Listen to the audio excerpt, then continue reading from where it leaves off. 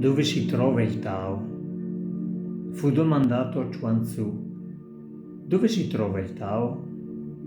Egli rispose: si trova dappertutto, e in particolare in questa formica, e più in basso in questo filo d'erba, e più in basso in questa pietra, e più in basso ancora in questo mucchio di letame.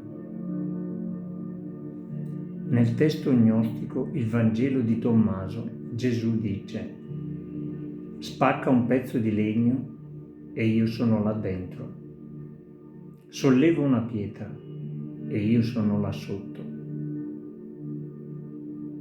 A un maestro zen fu chiesto: che cos'è il Buddha? E lui rispose: che cosa non è? Tao e Buddha rappresentano una natura che possediamo tutti, ma che le attività della vita ci fanno dimenticare di avere, anzi, di essere. Meditare significa reintegrarsi in essa.